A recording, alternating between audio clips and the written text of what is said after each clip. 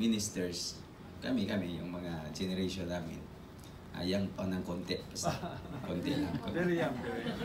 Konti lang.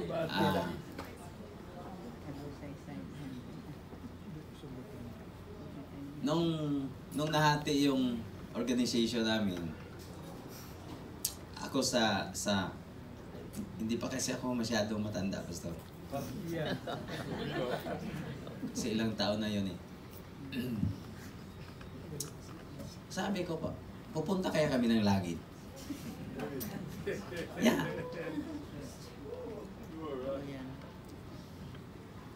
Saan kaya kami pupunta?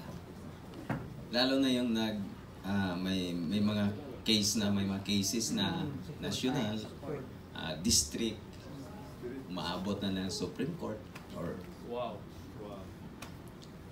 saan kaya kami pupulutin? Yung parang tanong ko ba?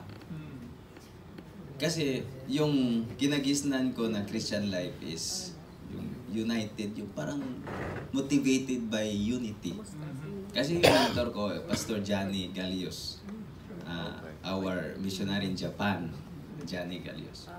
Siya yun talaga yung mentor ko at saka yung nagturo ng mentor talaga sa akin. So, kasi sa Aklan, taga-Aklan ako eh. Pastor Johnny Galios, siya yung nag-sacrifice to have Amika, yung ministerial sa Aklan. Yung panahon na yun na maraming iyak si Pastor Johnny. So, ako alam ko yung halos lahat ng mga move ng unity. Sabi ko, yung ibang denomination niya nag-unite, tapos kaming Assemblies of God naghiwalay, yung parang ganyan. So, maraming mga pero dinadala ko lang yan sa Lord. Alam mo naman lahat eh. Itong convention namin, yung General Superintendent namin, habang nagsishare siya, at naiiyak siya. Sabi niya, for how many years, kayo, siguro yung iba sa inyo, inaano niya ako, pero hindi niyo alam kung anong bigat ng isang leader na dalhin yung kaso, lahat ng ano. And then, he realized na, sabi niya, sa mga nangyayari sa ating organization, nung nakita ko kasi magpapas kami ng mga churches na tanim namin itong taon, magpapas kami ng mga gano'n. Kaya may 10,000 in 2033. So dapat ang Assemblies of God is coming 2033, may matanim kami na 10,000 churches kasi buong mundo siya is 1 million churches. So kami dito na tahasan kami ng 10,000 churches. So iniisip ko, pag kada local church magtanim ng 3 churches sa taon na yan, susubra pa ng 10,000 churches. Sabi niya, sa mga nangyari sa organization natin, na-amaze lang siya kasi nung pagbasa niya ng mga churches na nakita niya mga numbers, sabi niya, grabe yung ginagawa ng Panginoon. Kaya sabi niya, hindi pala nakasalalay kung ano yung mga differences natin. Kasi yung gawain ni Lord, tutuloy lang talaga siya. Itutuloy lang talaga ni Lord. Kasi kahit anong gawin ng kaaway, anong mga, minsan, kahit sa organization, ang daming mga na gustong mahiwalay ba? Pero alam ko na si Lord talaga ay may plano sa bansang Pilipinas. Yung iniisip, yung mga dreams natin, na maglalagay si Lord ng mga Christians na sa mga politics, maglalagay siya ng mga talagang yung pure yung isip, pure yung puso. Alam ko may inilaan si Lord eh. Kaya minsan lang yung yung time of waiting. Kahit niya si Abraham, hindi siya nakapag-wait. So time of waiting kasi importante. Pero alam ko na mayroon talaga si Lord inilaan. Kasi ang naintindihan ko lang, mahal na mahal ng Panginoon ang bansang Pilipinas. Yan naintindihan ko. So yung mga young generation, lalo na yung mga young people ngayon, alam nyo na-amaze ako eh, sa church, wag lang kayong masaktan mga matatanda, ng konti. Sa church, pag nag-utos ako minsan sa may mga edad-edad na, nakalive ba tayo? Sila. Katotohanan. minsan, ang daming tanong. Yung ang daming tanong ba? Alam mo naman na maganda naman yung... Pero minsan pag nag-utos ako sa mga young generations, pag naintindihan nila, ang bilis. I-chat ko lang, tapos sasabihin, Pastor or Daddy, tapos na. Ha? Tapos na? Tapos na po. Yung mabilis lang. Minsan yung mga traditional, ang dami pag ano dito, Pastor, ano, saan? Sabi ko, gawin mo na lang yung parang isip. Gawin mo na lang, huwag ko na magtanong kasi alam mo, maganda naman yun. So, mayroon talaga na inilaan si Lord ng mga young generations. Tama po ba? Amen. So, kaya huwag tayong magtampo pag may mga maraming mas magagaling sa atin. No? Yung mga nasa ano. Alam mo kasi na si Lord ay may inilaan ng mga tao. Kasi hindi siya nawawala ng tao.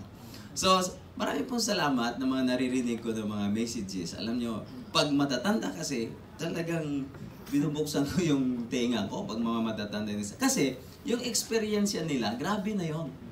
Oh, tested and proven na yan, yung mga experience ng mga matatanda. Lalo sa mga YouTube, nakikinig ako, yung mga matatanda sila, Billy Graham, kasi yung mga namatay na nga yung iba, yung pinapakinggan nyo yung mga messages nila. So, kasi alam ko na may inilaan si Lord na ano. So, Pastor, Bishop, mayroon talagang inilaan si Lord. Amen. Na susunod sa mga yapak ng mga elders natin. So, palakpakan natin si Lord. Buhay ang Panginoon natin. Kaya sabi minsan natin, even we don't see He is working, but still He is working. God is still, He is working. I was looking in our farm. I was looking at our garage and the bodega. And then I heard the Holy Spirit said, make that place a house of prayer for me. And then I forgot all about it. And then first week of December, I was looking at the garage again. Kaya mayroong pinapagawa sa mga tractor, sa mga truck.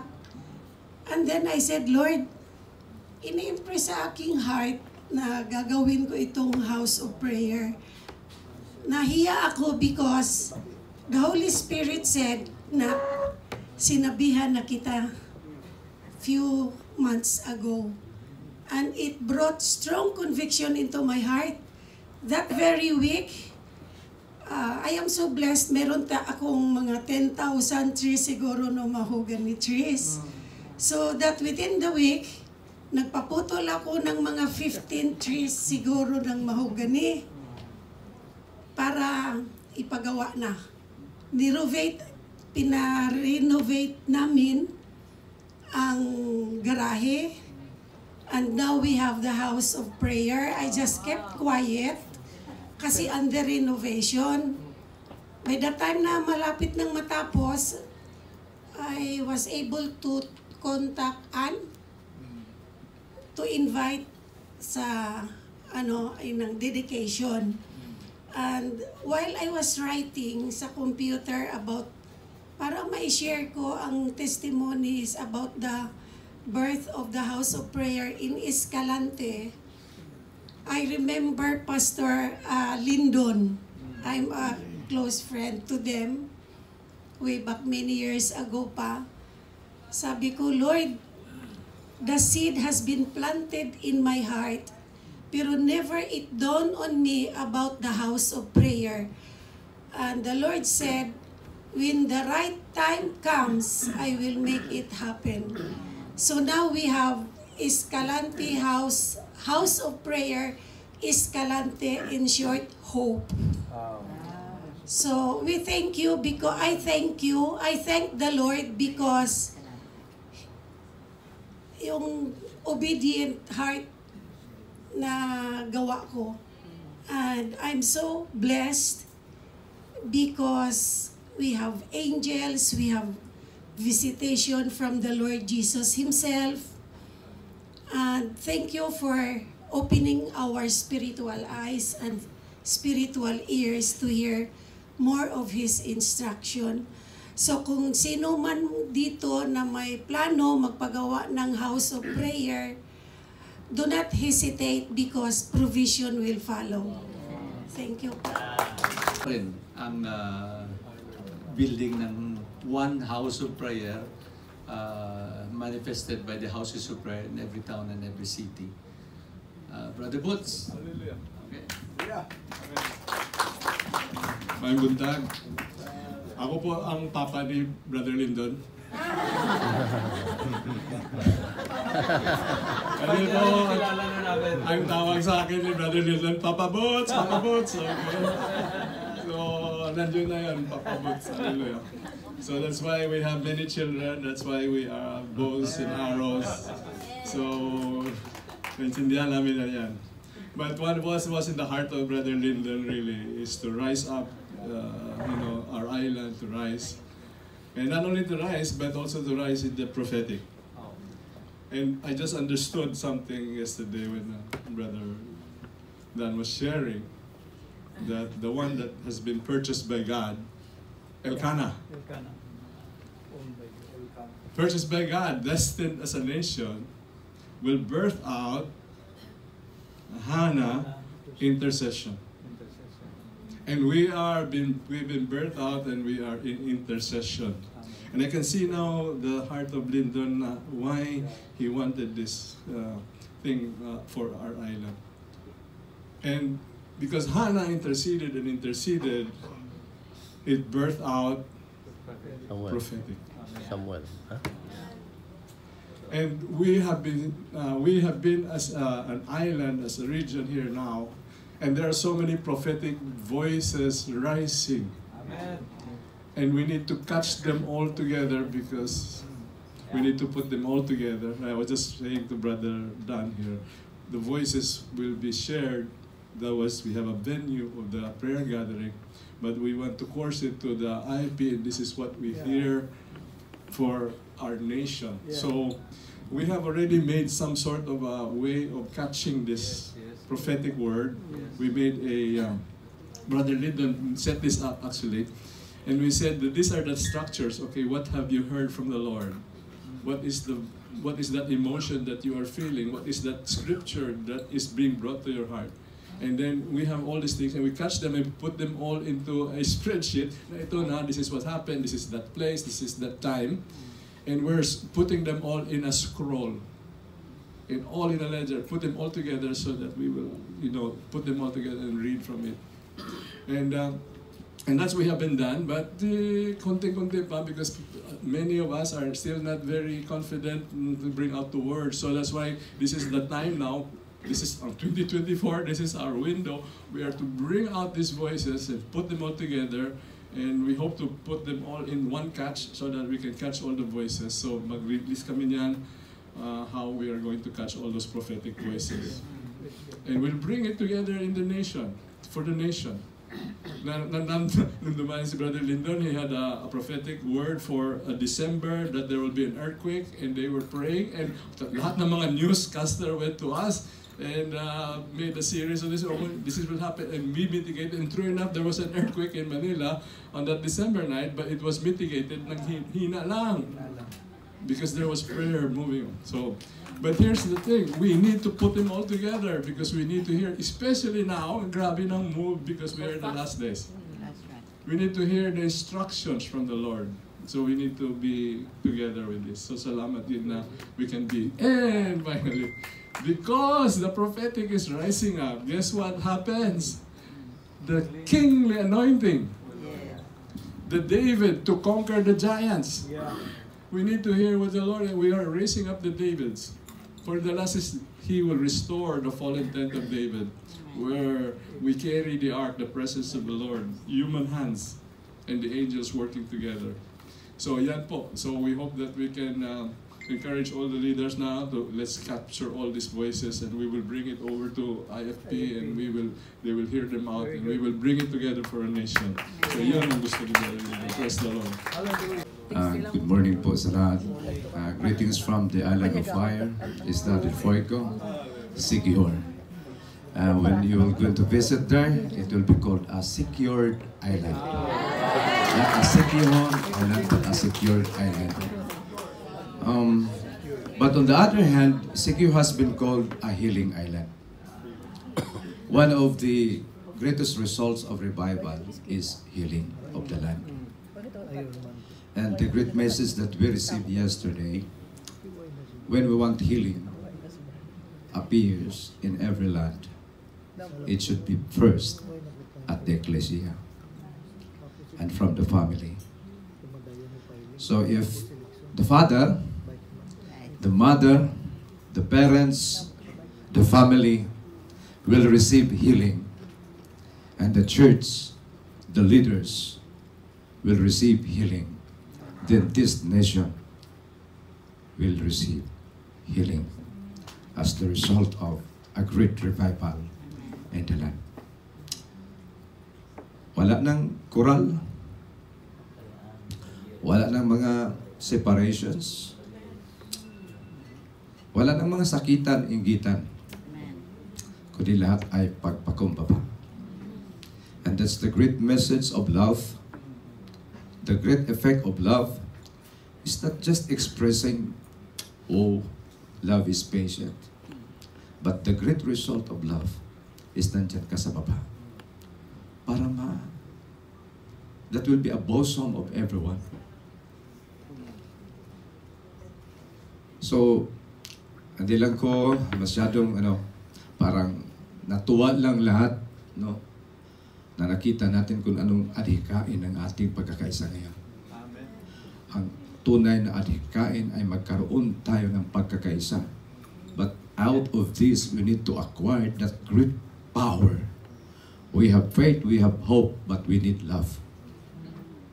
Because love never fails and binds everything. Blessed be the tie that binds us, and that's the anointing of love. And we need from Secure, so we're praying. We've been now engaging in the 24/7, and also before we adopt downwards, and even the church, our Shabbat worship, we always have the downwards worship. We're now continuing that. A year before, we have that Shabbat worship. Don't proceed to the next week of the days without resting and giving praise. So right now we've been praying. Tatay Bell instructed me, just locate in a site of place where we can build a house of prayer. Because it is a hard thing to find there in that island.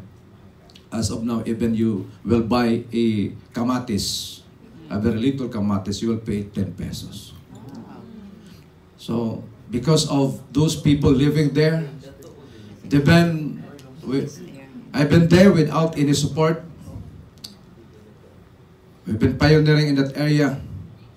So, my question before, I've been pastoring a big church in Gihulgan City right now. For 8 years, I've been under a presbyter power with a 2-year in every term. I've been in the church, but I've been looking for, Lord Jesus, you must be the head of my ministry, receiving from your calling. So, sa isla ng Siquijor, pumunta kami.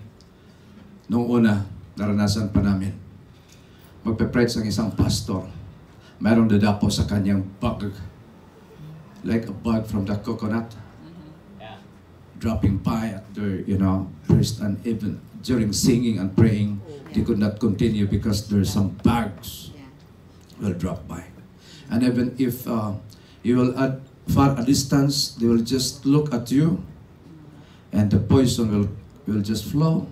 Many of the young people will come there teaching children's, and they vomit at the corners because of that poison. It's a very hard thing to be first in the island. But how can we conquer this without that unity in the body? So, I've been working with the pastors since with Pastor Lema visited the team, and he washed the feet of the pastors over there, and with the women, with the mission, and having that ministry of loving and forgiving.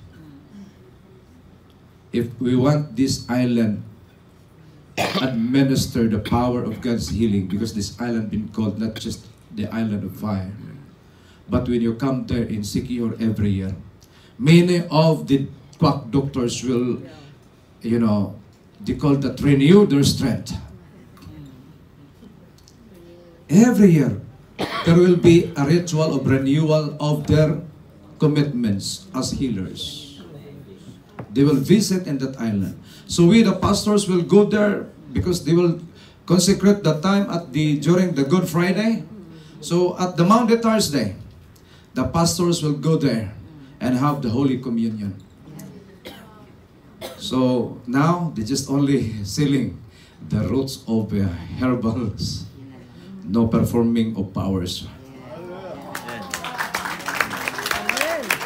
And I've been experiencing there, they called every quack doctors by that person been demonized, and they're calling the church, Pastor Mio can help us, because they called 2 persons of a great, power to deliver some of that been demon possessed. But praise God, not the church, but our Lord Jesus Christ released that person.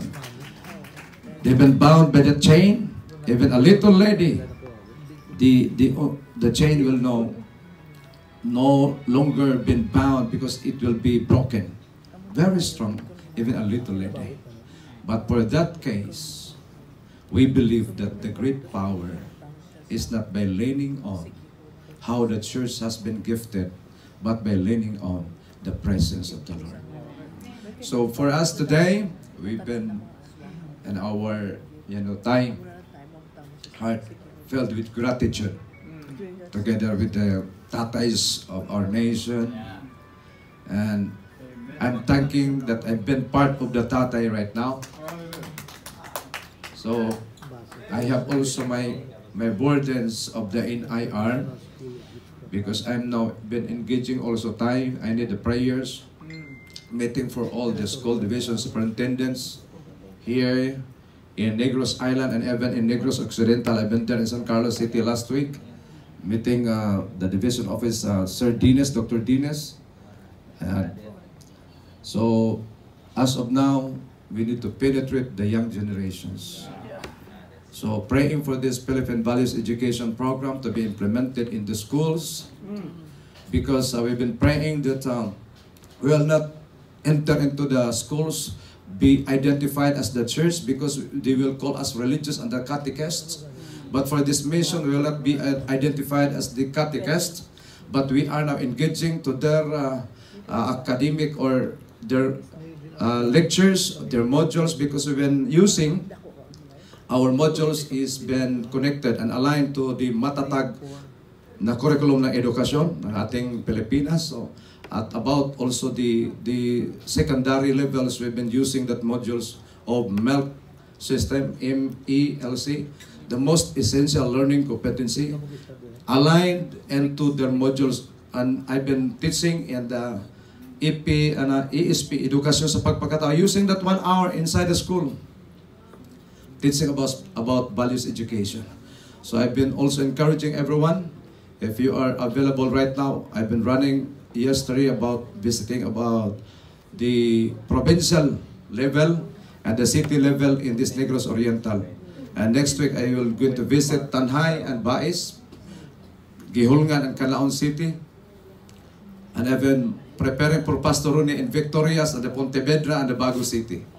So praying for that, and no support for this, but there is a great provision. Yes, amen. So we conquer young generations by God's love.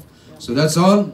Healing comes, and also we are thankful that why Siquijor been part of Negros Oriental and Occidental. And the only prayer for us, Pastor, mayroon tayong mga kasamaan ditong taga Siquijor, sinasabi ko sa kanila, ang dami ng panggatong sa Negros Occidental at Oriental. Marami na. Ya, bakit? Ano kailangan? Nangailangan sila ng kalayo. Kung walang Siquijor, walang kalayo. So, let the glory of God shines, arise and shines. So why Negros Occidental and Oriental need Siquijor? Because there is the island of fire. God bless everyone and good morning. If you notice, ang atong tarp natin, if you notice, Negros Island on fire, and then there's a ball of fire on fire that's